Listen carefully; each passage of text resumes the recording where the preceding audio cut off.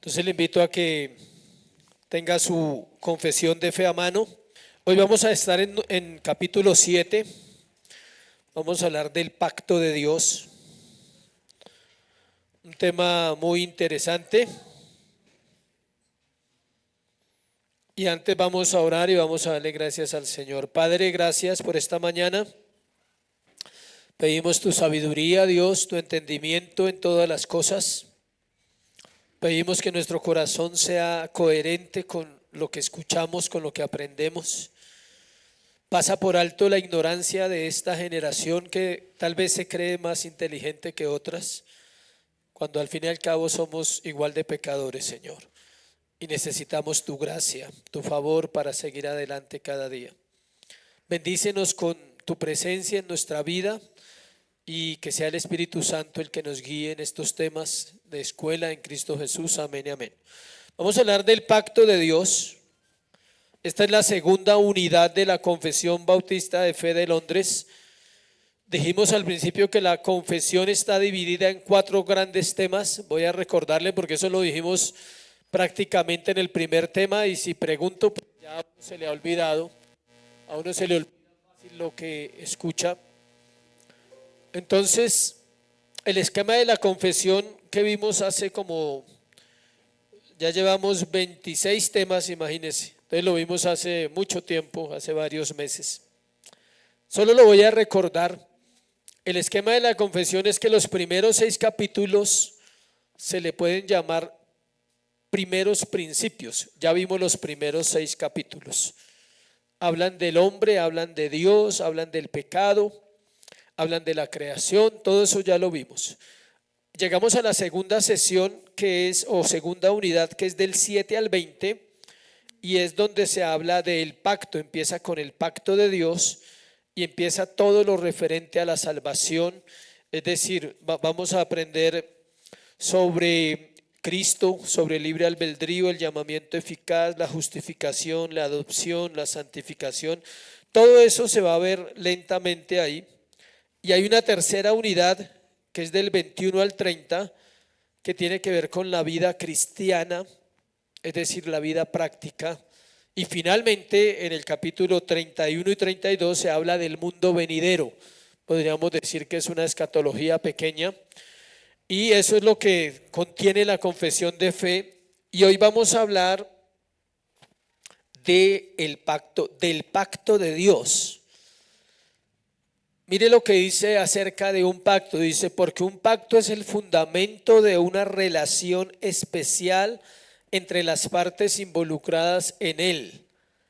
El tipo y beneficio de la relación está determinado por el pacto mismo, la naturaleza y las promesas y el fin del mismo. Escuche, cada pacto de la Biblia son varios pactos. Está primero el pacto de obras. Es un pacto con Adán, donde Dios le dice a Adán que si comía del árbol de la vida, del bien y del mal, él moriría. Es un pacto condicional, ese primer pacto. Por eso le repito esta frase: el tipo y beneficio de la relación están determinados por el pacto. Es decir, puede haber un beneficio y hay una manera como se hacen las cosas en ese pacto, pero tiene que ver con lo que se acordó. Por ejemplo, el matrimonio es un pacto. Se acuerda estar en todo, en las buenas, en las malas, en la salud, en la enfermedad, en la prosperidad, en la pobreza. Eso dice el pacto cuando uno se casa. Eso es lo que cada uno debe cumplir.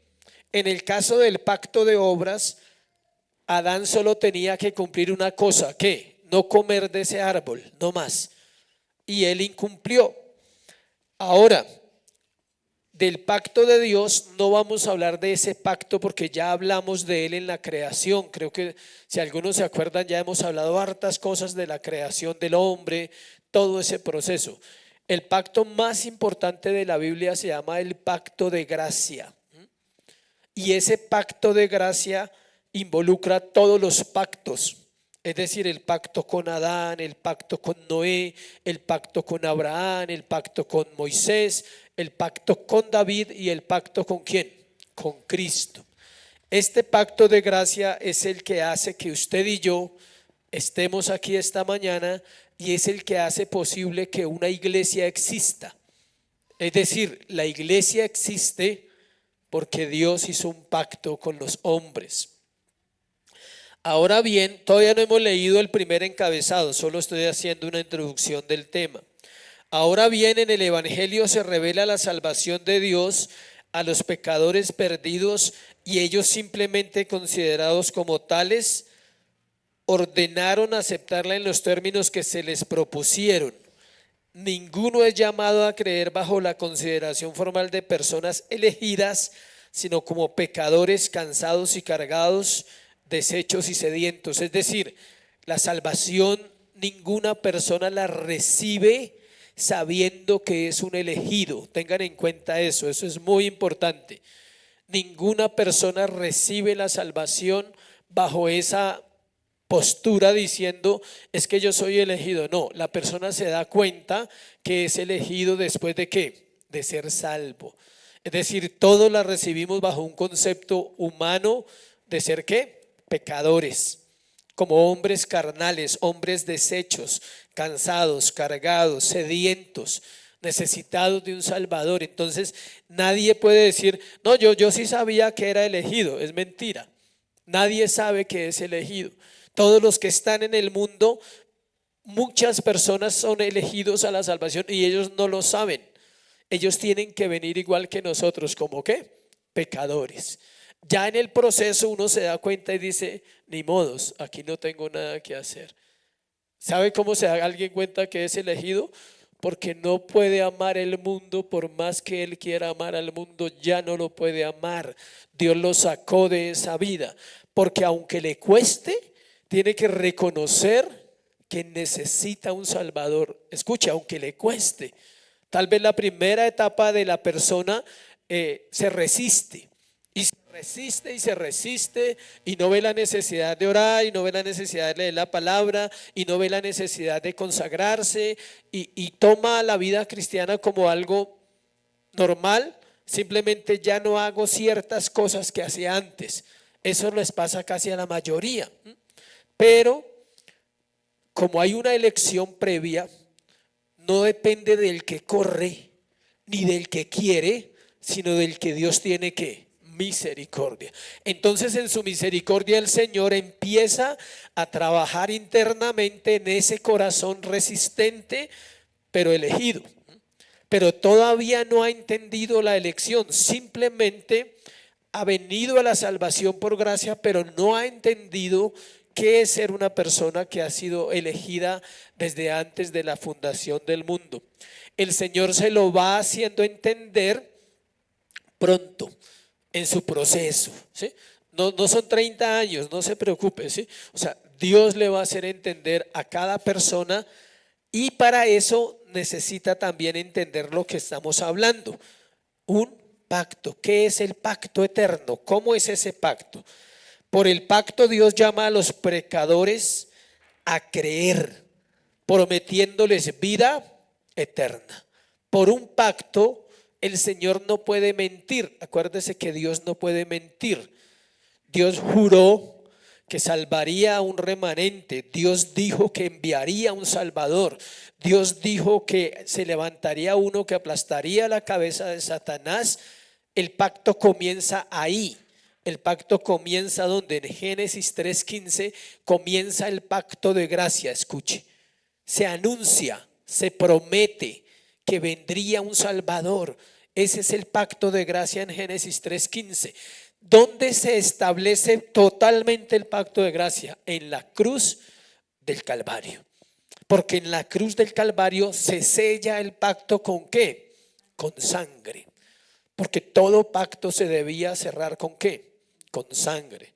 Cuando Dios hace el pacto con Abraham, Él parte los animales en Génesis y se parten literalmente, animales partidos con arma, se parten.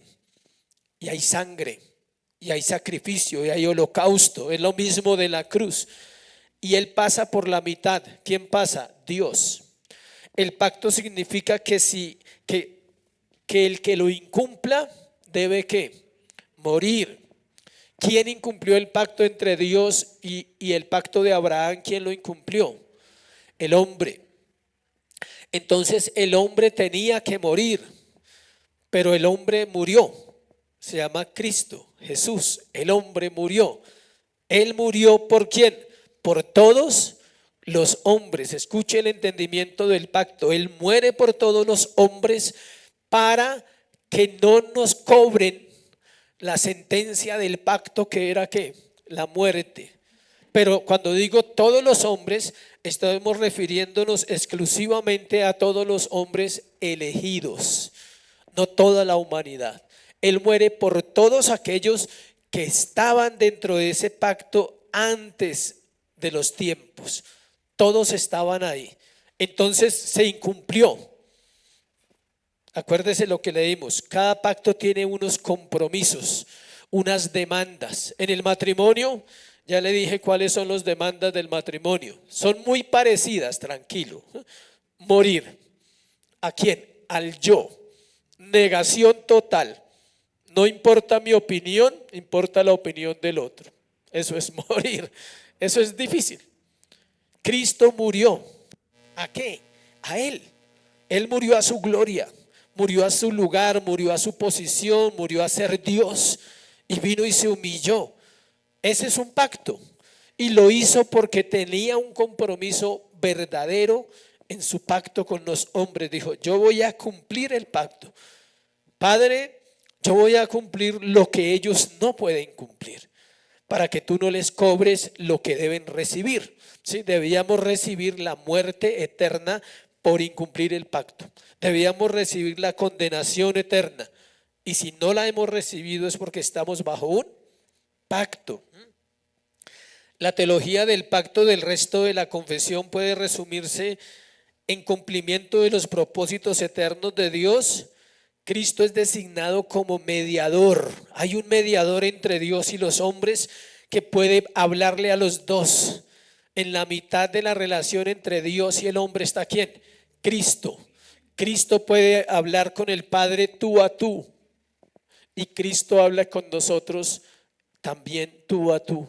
¿Por qué? Porque es hombre y porque es Dios. Como hombre, dice, padeció, fue tentado en todo para que nosotros podamos entender que la tentación se puede ¿qué? Vencer. Por eso fue tentado en todo. Tuvo hambre y no robó comida, por ejemplo. Tuvo sueño, tuvo cansancio, tuvo tal vez tentaciones personales con alguna mujer, no es descartable, pero nunca pecó. Entonces, eso lo hizo como hombre. Como Dios mostró su poder sobre la muerte, sobre el infierno, sobre la enfermedad, sobre la vida, como Dios. Yo soy Dios, yo soy el camino, la verdad y la vida, yo soy la luz del mundo, yo soy. Se autorreveló. Él vino ¿a qué? A autorrevelarse. Y cuando Él vino estaba cumpliendo ¿qué? El pacto. Cristo redime a los elegidos y con el tiempo los lleva a la salvación. Primero los elige el Padre, Cristo los redime. Tenga en cuenta la palabra. Cristo los redime ¿dónde? En la cruz. Y Él, a través de esa redención, les otorga la salvación, que es la obra del Espíritu Santo. Entonces la persona termina entendiendo que había estado elegido desde siempre y que no lo sabía. Pero cuando se da cuenta, empieza a entender más el pacto. Dice: es por un pacto.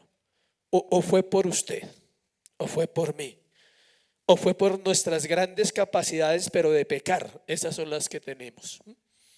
Eso teníamos antes de venir a Cristo, una gran capacidad de pecar y no sentir vergüenza ni sentir ¿qué? Arrepentimiento. Ahora pecamos también, pero por lo menos buscamos arrepentirnos, nos avergonzamos del pecado.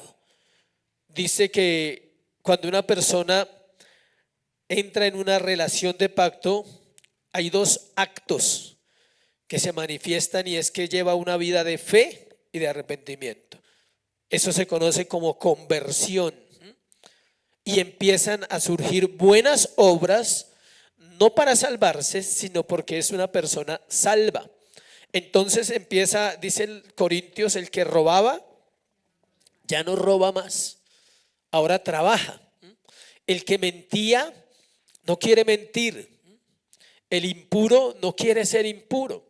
Y resulta que porque antes no le importaba nada, porque no había venido a la salvación. Cuando viene, empieza a entender que está sostenido por más que una religión y por más que una iglesia, está sostenido por un ¿qué? Pacto. Nosotros nos sostiene ¿qué? El pacto. La garantía de nuestra salvación y que no vamos a caer de ella es que Dios hizo un pacto y que Él no lo va a incumplir. Dios no puede incumplir su pacto. Él dice que juró por sí mismo, juró por sí mismo con Abraham que le daría una descendencia y que esa descendencia heredaría ¿qué? La tierra. No era una descendencia física. Eso era algo parcial que se cumplió en el Antiguo Testamento. Era una descendencia espiritual más grande que las estrellas del cielo, dice, como las arenas del mar. La gente no entiende eso, que se refiere a todos los salvos, a los escogidos. Vamos a ver ahora sí el primer numeral, la necesidad de un pacto, la necesidad del pacto. Primero,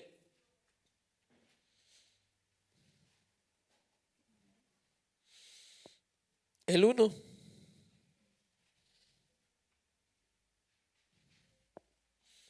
Dice: la distancia entre Dios y la criatura es tan grande que aun cuando las criaturas racionales le deben obediencia como su creador, estas nunca podrían haber logrado la recompensa de la vida a no ser por alguna condescendencia voluntaria por parte de Dios que a Él le ha placido expresar en forma de pacto. Es decir, la distancia entre Dios y los hombres es demasiado grande. Ningún hombre puede venir a Dios si no está dentro del pacto. Está, escuchen, no es que va a estar, ya está. Por eso la pregunta del millón que le hacen a todos los pastores y que toda la gente quisiera otra respuesta es: ¿puede alguien al final arrepentirse y salvarse? No, no puede salvarse. Era salvo y ese día de pronto se arrepintió, pero era salvo. La respuesta correcta es que nadie se puede salvar el último día de su vida. O sea, se condena, no lo sabemos. Si es salvo, es salvo. Y si está en coma, el último día de su vida, ¿cómo va a tener la lucidez para decir perdóname? ¿Sí? Pero seguro en su alma estará clamando esos días de coma diciendo perdóname, entiendo, ¿sí? Ha pasado, eso es diferente. Pero el cuentico de que no, es que a lo último hizo la oración de fe, no, esa oración no lo va a salvar. Si no está dentro del pacto, está perdido y está muerto desde el día que nace hasta la eternidad. Y si está dentro del pacto, puede ir al mismo infierno y allá lo devuelven porque no puede entrar. No puede entrar al infierno. Satanás no puede abrir la puerta y decirle siga, porque él no puede tocar a ninguno de los hijos de Dios y dice: este está en el pacto, toca devolverlo, o sea, toca mandarlo para allá. Nadie se puede perder. Eso le da a uno una seguridad impresionante, pero no se puede salvar a lo último. Es que Dios es misericordioso. Sí, Dios es misericordioso, pero Dios no tiene un plan B, ni Dios está jugando a ver a quién salva y a quién no salva. Dios es perfecto. Y si esa persona en el lecho de su muerte oró y clamó y se salvó, no se salvó ese día. Simplemente estaba dentro del plan. Ahora, eso es una excepción mínima. No sabemos si alguien pueda vivir esa escena, ¿sí? La mayoría, por lo que la Biblia dice, debe recibir la salvación durante su vida. En la niñez pueden salvarse, ¿sí sabía? Hay niños que pueden ser aplicársele la salvación desde pequeñitos, desde 7, 8 años, aplicada. Son elegidos, pero no nacen salvos. Tenemos que salvarnos por el camino. Y otros en la adolescencia, otros en la otra adolescencia más grandes y otros viejitos, también vale. Hay gente que llega a los 60, a los 70 y disfruta la salvación, ¿sí? Porque se da cuenta que desperdició toda la vida. Más fácil lo reconoce que el que está joven. El que está joven dice, no, pero yo no desperdicié nada. ¿Quién sabe? El viejo se da cuenta que desperdició muchas cosas. Dice, la distancia entre Dios y la criatura es tan grande que aun cuando las criaturas racionales le deben obediencia como su creador, escuche, así no sean salvos los hombres, le deben obediencia ¿a quién?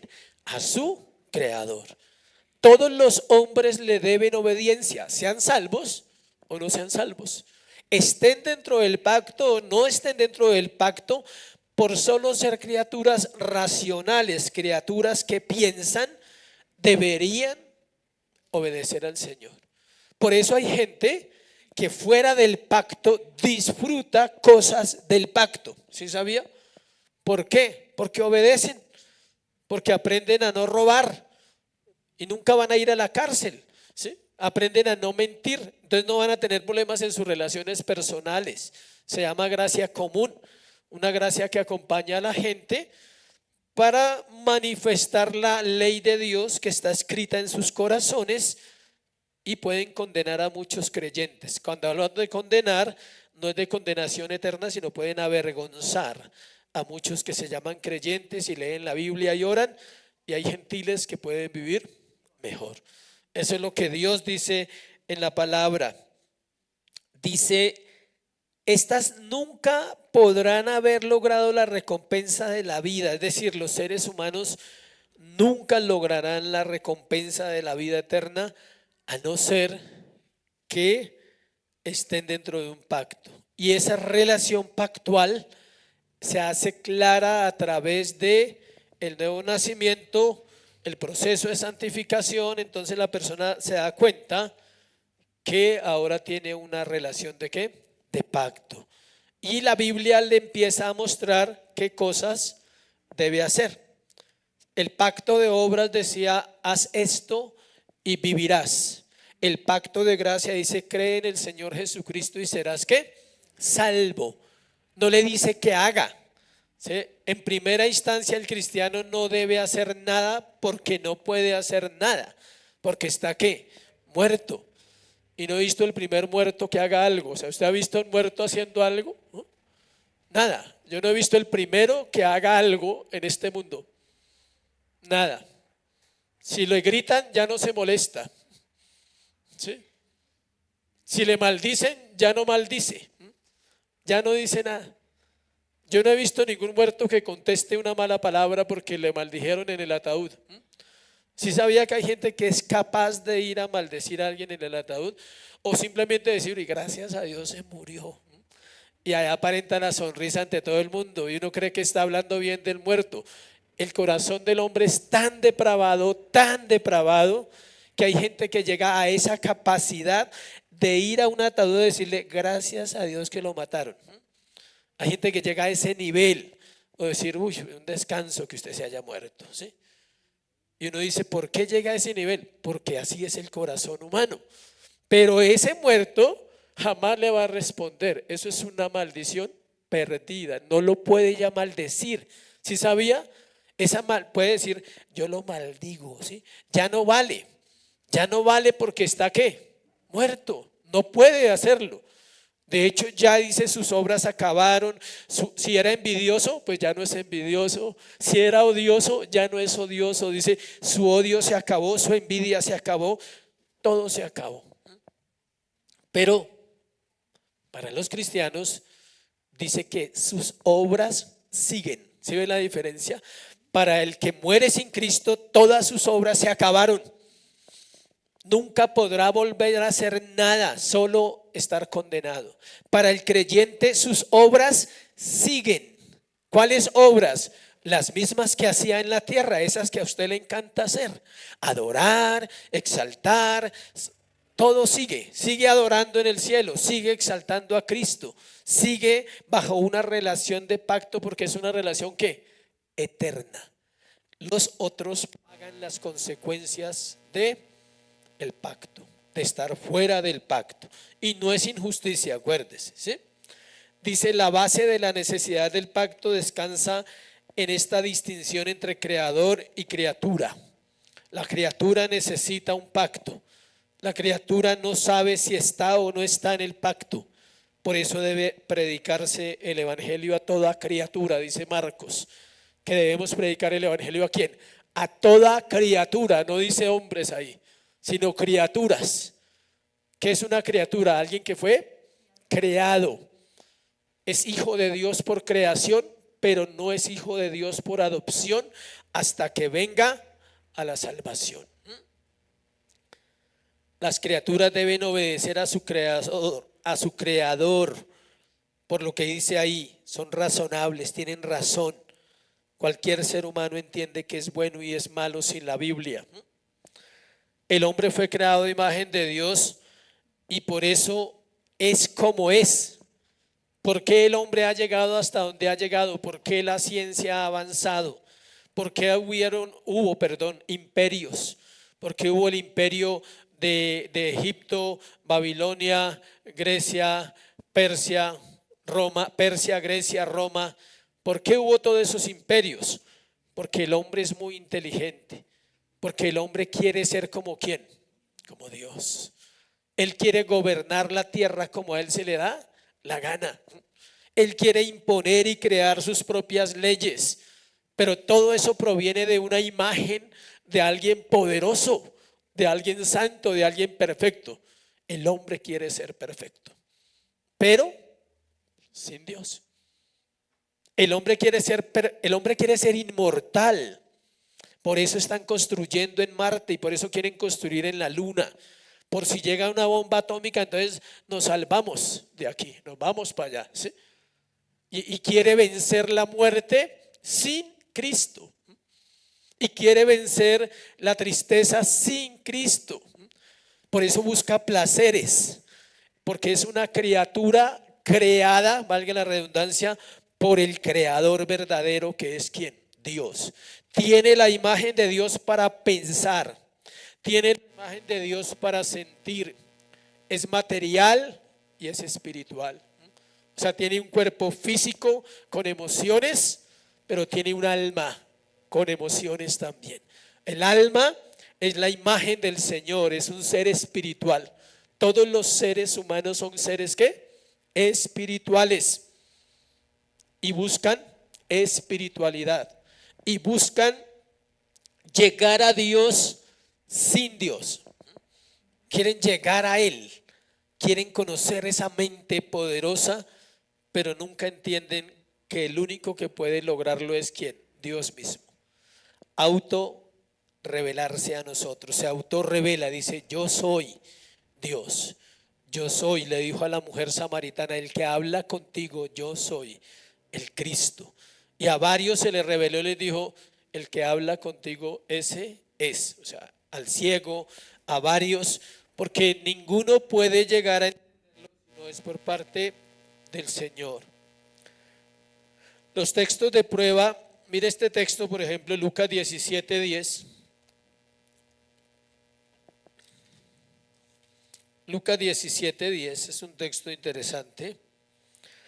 Así también vosotros, dice el Señor Jesucristo, cuando hayáis hecho todo lo que os ha sido ordenado, decid: siervos inútiles somos, pues lo que debíamos hacer, hicimos. ¿Qué está diciendo el Señor? El deber del siervo, dice el título del pasaje en Lucas 17. Y dice: ¿quién de vosotros, teniendo un siervo que ara o apacenta ganado, al volver del campo luego le dice: pasa, siéntate a la mesa? Le explico el versículo. ¿Quién de los que tiene empleados atiende a los empleados? No, porque los empleados van ¿a qué? A trabajar. Es su deber, ¿sí? Es su deber ir a trabajar. No hay que darles más de lo que se está dando, sino tienen un sueldo, tienen unas prestaciones. Entonces lo que dice es, ¿quién cuando el empleado llega por la noche a la casa, el jefe va a la casa a servirle? No, él está haciendo una labor y para eso pagan. Y lo mismo el siervo, dice, el siervo le dicen, ore, lea, estudie, prepárese, enseñe, santifíquese, haga eso. Y no le van a dar nada más por eso, hágalo, ya tiene una recompensa por hacerlo. Pero no espere un aplauso por la tarde del Señor, bravo porque oraste hoy. No, es que es su deber, es el deber de la criatura obedecer a quién, a su creador. No necesita ninguna motivación, ningún hombre necesita algo extra para decir voy a obedecer al Señor porque es que por esto o aquello. No, es su deber por ser criatura, debe obedecerlo porque Él es digno de obediencia, porque es poderoso, porque no estoy obedeciendo a cualquiera, no es un jefe humano. Si obedecemos a un jefe humano y nos sometemos a un horario, a un sueldo, a un trabajo, bajo situaciones que a veces ni siquiera nos gustan, pero no nos sometemos a un Dios santo que no te va a hacer daño, que no te va a herir, que no te va a dañar, simplemente la criatura debe ¿qué? Obedecer. Dice, no le dice más bien, prepárame la cena y ciñete. Aquí hay un contexto cultural. Los siervos y los empleados vivían en la casa con los amos. Ahí no era que me voy para la casa y mañana vengo a las 10 a trabajar. No, era día y noche, 24/7 eran siervos. Si el siervo se despertaba a las 2 de la mañana, el jefe se despertaba a las 2 de la mañana y quería levantar todos los siervos, los levantaba. Y decía, prepáreme la comida, me voy a ir a cazar. ¿Sí? A las 3 de la mañana se iban a cazar animales. ¿Qué tenía que hacer el siervo? Levantarse. No, pero es que es mi hora de sueño. No, no hay hora de sueño, lo siento. O sea, ¿sí? Yo soy el dueño y usted es el siervo. Así es con Dios, no hay hora de sueño, lo siento. O sea, ¿sí? No, es que estoy cansado, descanse en mi palabra. Es que me cuesta orar, ore porque es cuando más lo necesita. ¿Sí?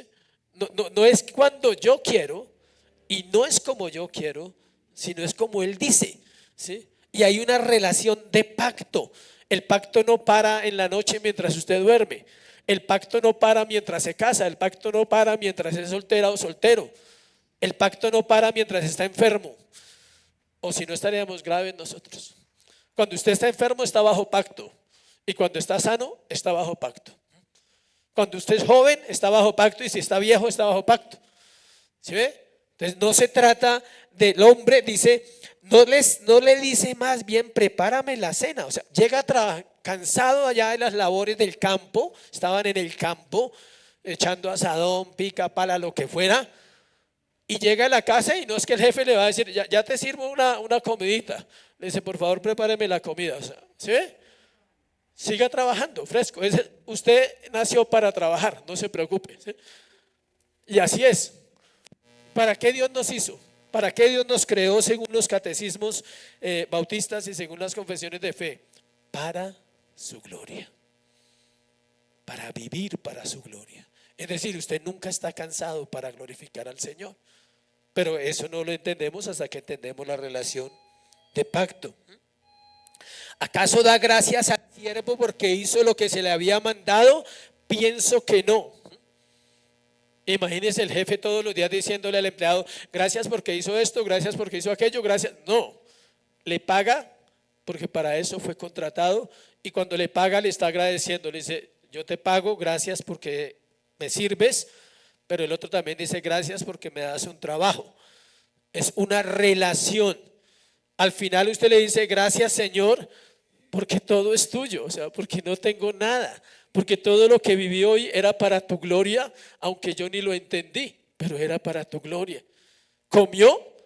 Hoy comió para la gloria de Dios. Y si no comió, tranquilo que no comió para la gloria de Dios, no se preocupe. ¿Sí? ¿Tuvo problemas? Tal vez fueron para la gloria del Señor y si no los tuvo, pues fue para la gloria del Señor. Entonces, ¿acaso da gracias al siervo porque hizo lo que se le había mandado? Pienso que no.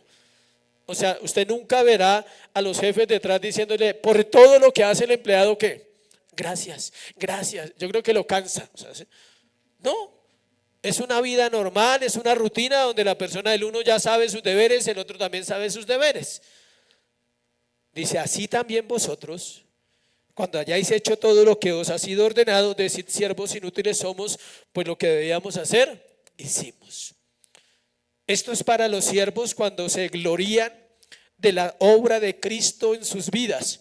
Uy, el año pasado bautizamos 100. ¿Y qué pasa que haya bautizado 100? Al final tiene que decir que es un siervo que inútil, porque para eso Dios lo llamó. Si Dios lo llamó a predicar, predique y no se jacte de la predicación. Si Dios la llamó a ser esposa, sea esposa y no sufra, pare de sufrir. O sea, sí. Y si Dios lo llamó a ser esposo, sea esposo, punto. Pero no sé, no, o sea, qué privilegio que tienes tú que yo sea tu esposo, o sea, sí. Me mereces a mí, o sea, termina como, no, usted no sabe quién soy yo, o sea, usted no se imagina, quiero decirte algo con mucho amor, tú no te imaginas el privilegio que Dios te dio a ti cuando me conociste. Es así. ¿De qué se gloria? Tiene que proveer, tiene que amar, tiene que perdonar, tiene que amar sacrificialmente, tiene que ser paciente, tiene que dar, y al final no puede decir, hoy fue un día pesado, hoy realmente me esforcé en mi matrimonio. Hizo lo que la Biblia dice que debe hacer, no hizo una gota más, porque no puede hacer más. Entonces, cuando entendemos la relación de pacto que tenemos con el Señor, entendemos que nada de lo que hagamos añade a nuestra salvación y nada de lo que no hagamos tampoco quita nuestra salvación, pero que Dios nos llevará en un proceso de aprendizaje durante toda nuestra vida. Este es el pacto, dice, el vehículo escogido de revelación es el pacto. Cuando una persona entiende la vida pactual, empieza a conocer a Dios más. Usted quiere conocer a Dios, haría bien en ponerle interés al asunto de un pacto. ¿Qué es un pacto? ¿Estoy bajo un pacto? Entonces me voy a comportar como un hombre o una mujer ¿de qué? De pacto. Que no está quejándose al final del día porque fue un día difícil, pero no entiende que si llegó al final, al menos llegó, otros no llegaron. Y que si llegó al final de ese día es ¿por qué? Por gracia. Y que ese día fue que se le presentaron todos los grandes problemas de la humanidad, los tiene usted, ¿sí? Resulta que ahí está el Señor diciendo, pero ahí estás acostado al final, entonces ¿qué se queja? ¿Sí? No es que trabajé mucho, pero le van a pagar, no sufra, o sea, ¿sí? Y cosas así, que uno a veces las ve, las magnifica y en realidad solamente son parte de una vida cotidiana. Recuerda lo que hablamos la vez pasada también en el tema de la confesión, las cosas ordinarias. Nosotros somos seres humanos que ordinarios bajo un Dios extraordinario, bajo un Dios que está haciendo una obra perfecta en cada corazón todos los días. Mire, no hay un día en que Dios no trabaje en el corazón del hombre. Lo que pasa es que nuestra mente finita, mortal, este cuerpo, esta mente caída, no lo puede ver, porque se necesita estar alineado espiritualmente para decir, hoy te glorificaste, ¿sí? Algo sencillo, ¿en qué se glorificó? Usted pudo comer, otros no pueden comer. Tienen comida, sí, pero no tienen cómo comer. Como el que se queja que no tiene dientes. Perdón, como el que se queja que no tiene crema dental y otro no tiene dientes. Entonces, ¿qué hacemos? No es que no tengo dientes, bueno, pero no hay problema porque no necesita crema, ¿sí? Pero es así. Nosotros no vemos el valor de la vida en los detalles pequeños que el Señor está interviniendo. La paz, la sabiduría, el perdón. Todos los días dice la palabra, dice, nuevas son cada mañana ¿qué? Sus misericordias. Hay gente que no sabe ni cuántas misericordias disfrutó en el día. Si lo supiera, al final por lo menos en la noche le diría, gracias por tu misericordia. O por lo menos cuando se levanta respiraría y diría, estoy vivo por tu misericordia, ¿sí? Pero todos los días, si la Biblia lo dice y es así. Nuevas son tus misericordias cada mañana, no dice cada mes, no dice cada 8 días, dice nuevas son. Es decir, no son las mismas de ayer, no son las mismas de antier y no van a ser las mismas de pasado mañana. Hoy hay una misericordia nueva para nosotros. Nunca lo vamos a entender y no se preocupe, por lo menos créalo y por lo menos agradézcalo. No se trate de dañar la mente. ¿Cuál fue la misericordia de hoy para agradecer? No, agradezca, ¿sí? Una misericordia es que puede pensar, por ejemplo, que pudo tomar una decisión ese día que necesitaba tomar por algo que se presentó que usted no sabía que se iba a presentar, y ese día usted pudo tomar una decisión y resulta que la decisión fue ¿qué? Acertada. O resulta que no tomó la mejor decisión, pero Dios en su misericordia no trajo las consecuencias que debían venir por esa mala decisión. Así funciona la vida pactual. Solo alcanzamos a ver la primera parte, creo que hay más para ver ahí. Bueno, preguntas, aportes, cuestionamientos.